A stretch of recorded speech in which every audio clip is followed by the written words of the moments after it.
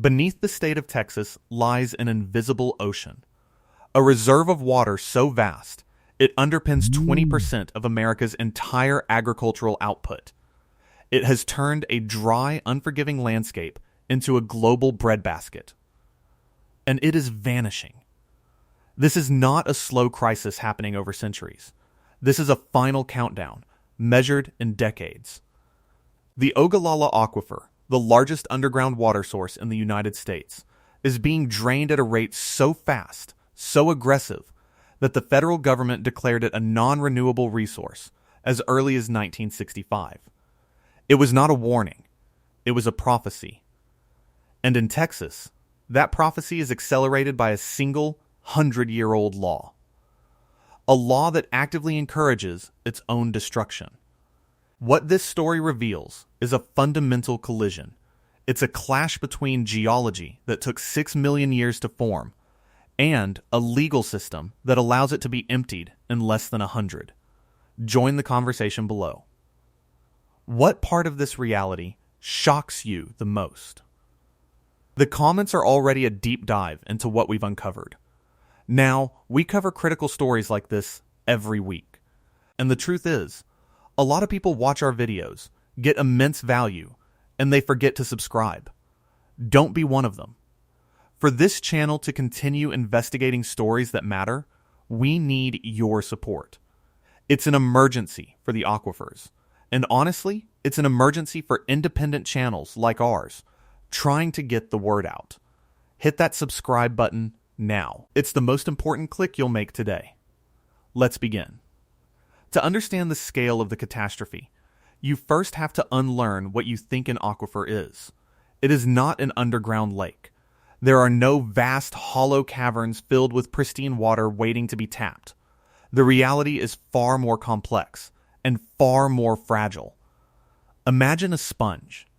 A colossal sponge made of sand, silt, clay, and gravel, spanning 174,000 square miles under 8 states, from South Dakota to the Texas Panhandle. This is the Ogallala.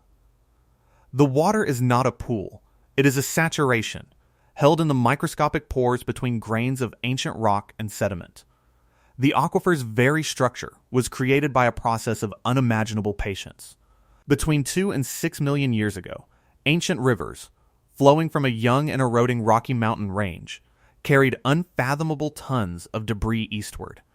Sand, gravel, and sediment settled across the Great Plains, trapping water between the layers. This was fossil water, a one-time deposit from a wetter, cooler geological epoch, an inheritance from a world that no longer exists. The man who first gave it a name was a U.S. Geological Survey geologist named Nelson Horatio Darton. In 1898, while studying the geology near the small railroad town of Ogallala, Nebraska, he identified and formally named the formation. He had no way of knowing the sheer scale of what he had found, or the brutal efficiency with which it would one day be dismantled.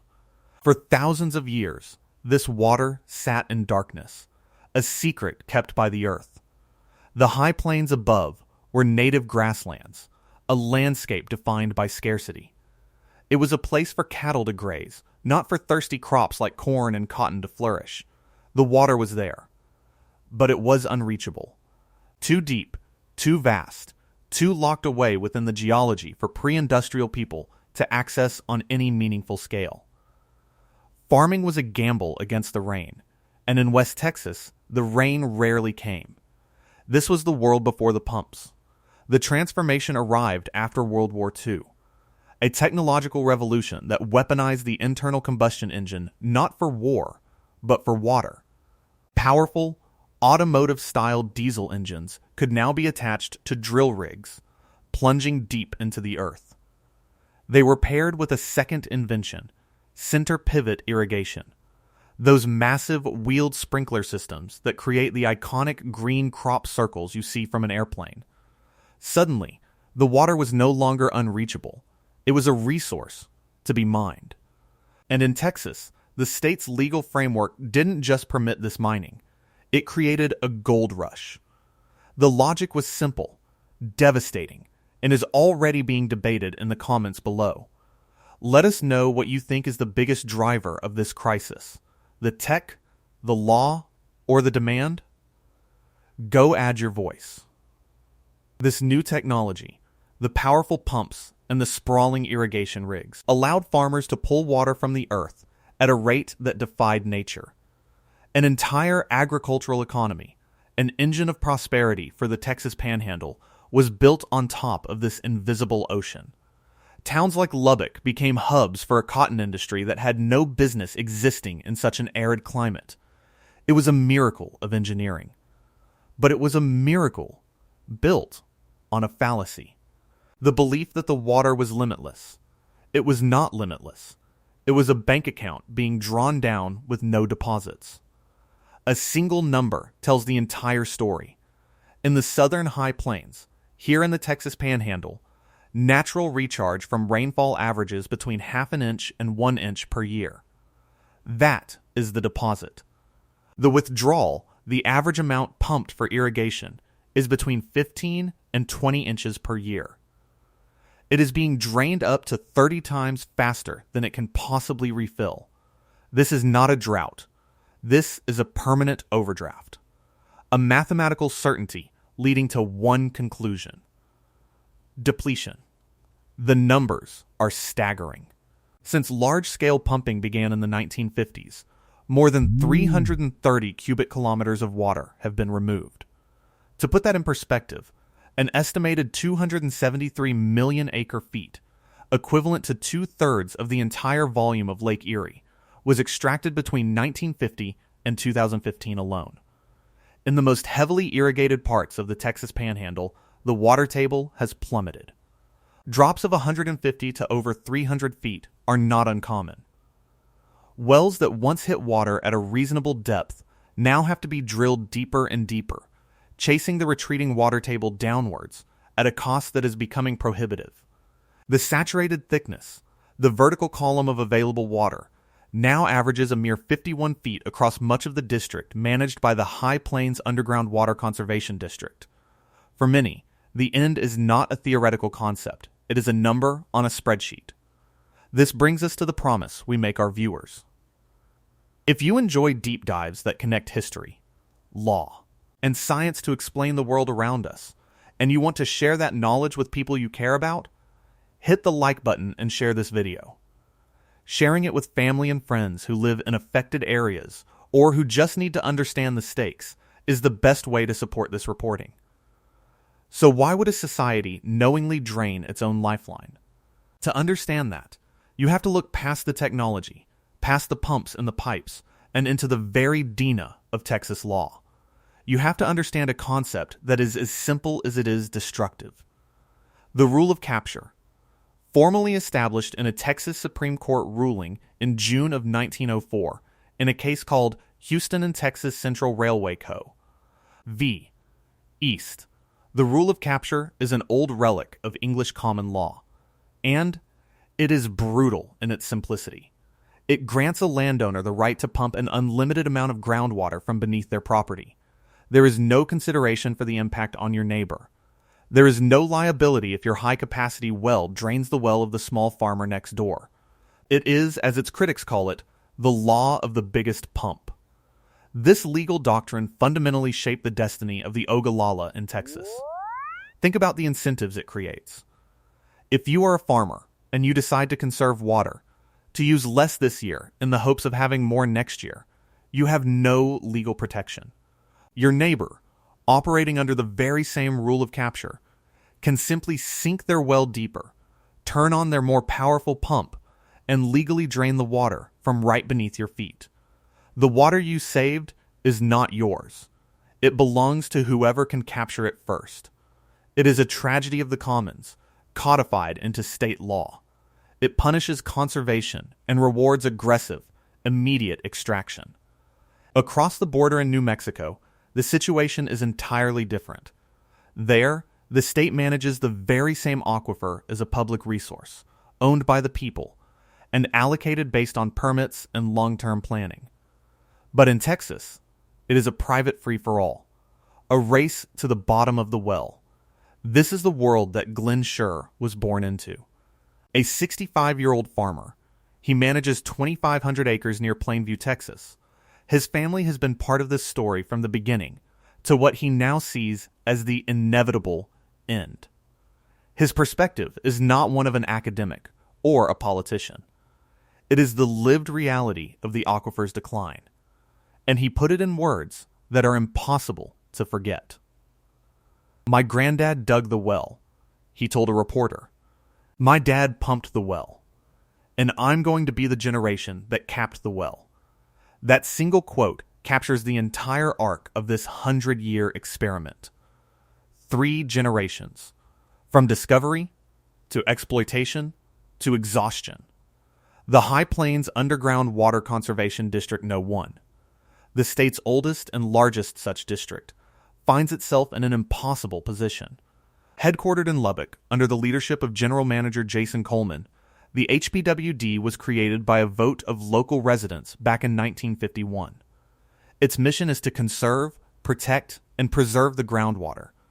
But its powers are fundamentally constrained by the very law that makes its job necessary. It can encourage, educate, and implement local rules about well spacing and pumping limits. But it cannot override the fundamental right of capture that every landowner possesses. It is tasked with managing a collective resource, while the law treats it as purely private property.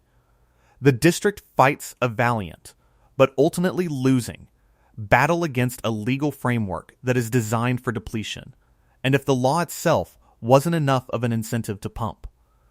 An obscure court case from 1965 would soon add the federal government's financial might to the problem. This is the part of the story that sounds like a conspiracy theory. It is not. It is a documented historical fact of the U.S. tax code. In 1965, a group of farmers from the southern high plains of Texas took the Internal Revenue Service to court. The case, United States v. Sherbet, would go all the way to the Fifth Circuit Court of Appeals, and its ruling would change everything. The farmers argued that the groundwater they were pumping was not like a river, which is replenished by rain. They argued that because the Ogallala refilled so slowly as to be effectively non-existent, the water under their land was a finite asset. It was, they claimed, a depleting mineral, just like oil, natural gas, or coal. And if it was a depleting mineral, they should be entitled to the same kind of tax break that oil companies receive, a cost depletion allowance. The court agreed. The ruling was a bombshell. The U.S. government, through the IRS, was now legally required to recognize the fossil water of the Ogallala as an exhaustible mineral resource. The consequence was a tax deduction, a financial reward for draining the aquifer. Here's how it works. A farmer can calculate the amount of water remaining under their land and write off the value of the water used each year as a business expense. The more water they pump and use, the larger their tax deduction can be. The federal tax code now provided a direct, perverse financial incentive to deplete the resource as quickly as possible.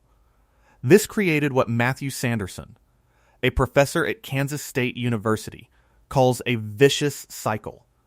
He argues that federal policy is actively working at cross purposes. On one hand, the government spends money through agencies like the USGS to study and monitor the aquifer's decline. On the other, it creates powerful financial incentives that accelerate that very same decline. First, through crop subsidies that encourage farmers to grow thirsty commodity crops like cotton and corn in an arid region. And second, through this cost depletion tax loophole that literally pays them to drain the water faster.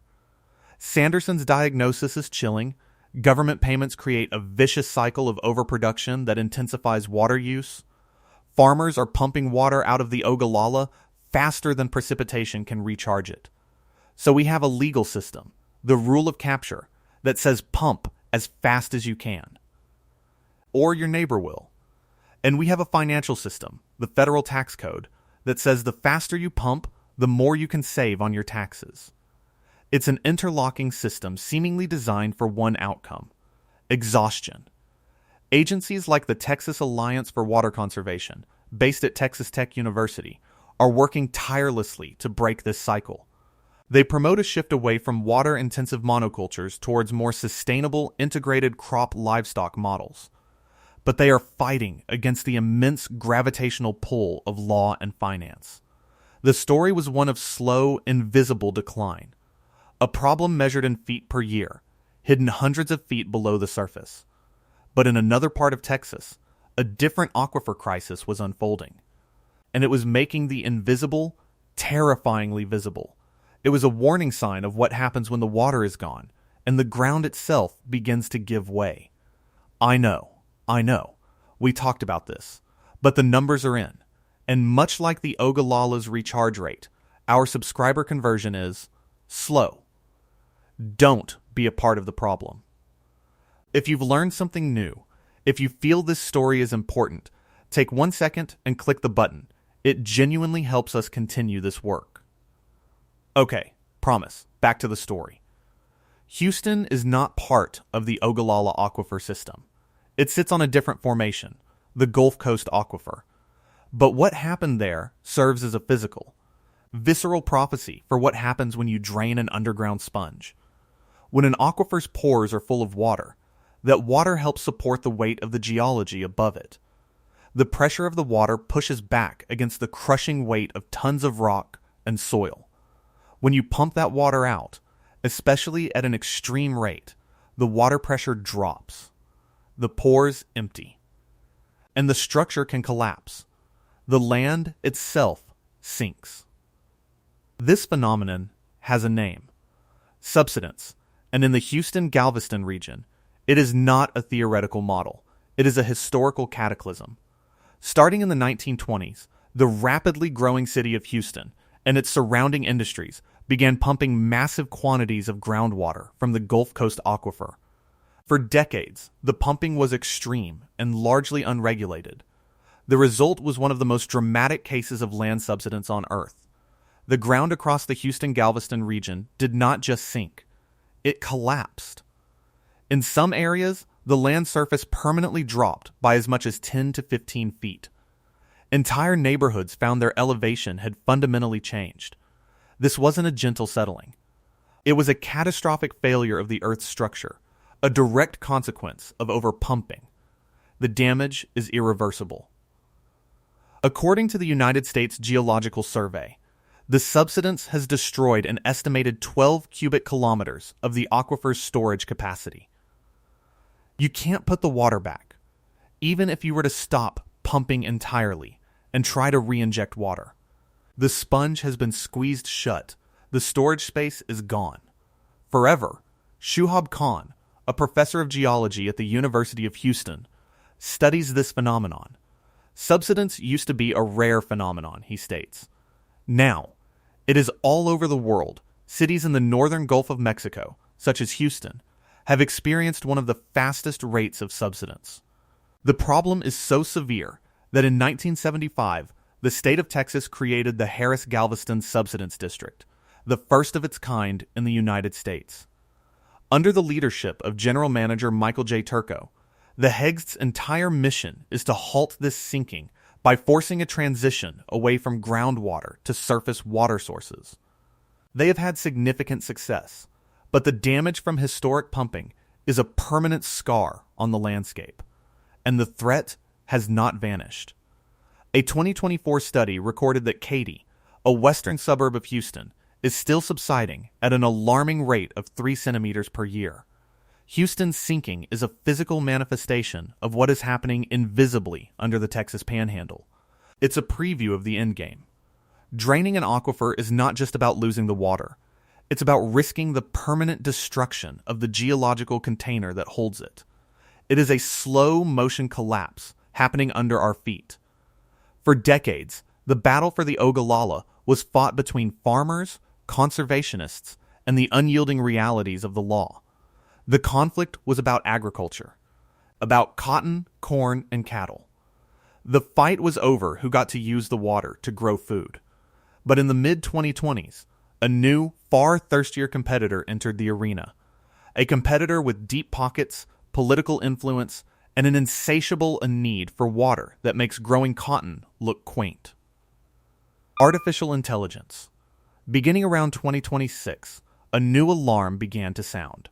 News outlets started reporting on a collision course that few had seen coming.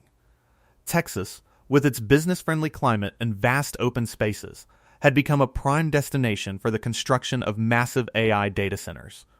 These server farms are the physical backbone of the digital cloud, running the complex algorithms that power everything from our phones to the future of machine learning.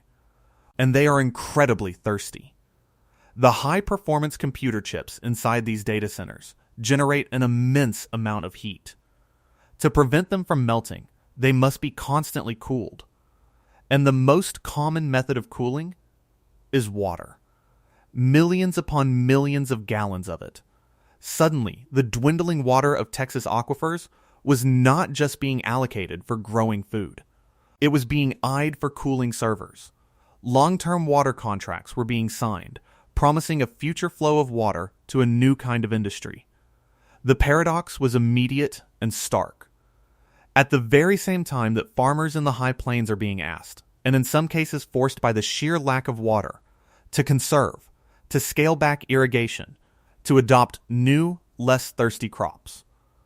Massive technology corporations were securing rights to that same dwindling supply for a completely different purpose. This created a brutal new dilemma. Data versus dinner. What is the highest and best use of the last drops of a 6 million-year-old aquifer? Is it to grow the food that supports 20% of the nation's agricultural output? Or is it to cool the servers that power the next generation of digital innovation? The Texas Water Development Board, the state agency responsible for long-term water planning, is now at the center of this firestorm. Under the new leadership of Executive Administrator Brian McMath, who was appointed in September 2024, the WDB is tasked with navigating these competing demands. Their own projections show the scale of the impending shift. The draft of the 2027 State Water Plan, released in 2025, projects that total groundwater availability in Texas will drop by 20% by the year 2080. But more strikingly, it projects that by 2060, municipal and industrial water demand will officially overtake irrigation as the state's largest water consumer. The era of agriculture's dominance over Texas water is coming to an end, not necessarily by choice, but by the arrival of a new, wealthier, and thirstier customer at the well. This is the final modern twist in the Ogallala story. A story that began with geology, was accelerated by technology, codified by law, and incentivized by finance, now finds its final chapter being written by the demands of the digital age. The slow, invisible collapse beneath the plains of Texas has entered a new supercharged phase. The question is no longer just how fast the water is disappearing, but who will own the final drops when it's gone. All right, this is the final call. If you've made it this far, you are clearly one of us. You care about the deep, complex stories that shape our world. We're tracking emergencies like this every single week, and our subscriber count is the only thing we want to see go up, not down like these aquifers. Hit the button. It makes a bigger difference than you know. It's the law of this channel. The story of the Ogallala Aquifer in Texas is not one story. It is a stack of interconnected crises, each one amplifying the other. It is a geologic crisis. A resource created on a planetary timescale over millions of years is being exhausted in the span of a single human lifetime. Full recovery, if all pumping stopped today, would take an estimated 6,000 years. It is, for all human purposes, a finite and final supply. It is a legal crisis. The 1904 rule of capture created a system that inherently punishes conservation and rewards rapid extraction. It set in motion a race to the bottom that has defined a century of water management, or the lack thereof. It is a financial crisis. The 1965 Sherbet ruling, which created a tax deduction for depleting groundwater, aligned the interests of the federal tax code with the acceleration of the aquifer's demise. It is a system where the government simultaneously funds research into the problem while subsidizing its cause. It is a physical crisis. As Houston has so vividly demonstrated, the depletion of an aquifer is not just about losing water. It is about the irreversible collapse of the ground itself, the permanent destruction of storage capacity, and the heightened risk of other environmental consequences, like land subsidence, that worsens flooding. And now, it is a modern digital crisis. The arrival of water-intensive industries like AI data centers has introduced a new, powerful competitor for a resource that was already overallocated, forcing a societal reckoning over our priorities. Food, cities, or data. In the coming decades, Texas will have to choose. Projections from the Texas Water Development Board suggest that by 2070, over half of the Ogallala's volume in Texas will be gone completely. Some models are even more dire, predicting 70% depletion of the entire 8-state aquifer within the next 50 years. This is not a cautionary tale from a distant land. This is the unfolding reality beneath the heart of America. The circles of green on the Texas High Plains, so iconic from the air, are not a symbol of agricultural abundance. They are a mirage, an illusion of sustainability painted with fossil water, on borrowed time. Texas did not just inherit an aquifer, it inherited a choice. A choice between the food we eat, the data we consume,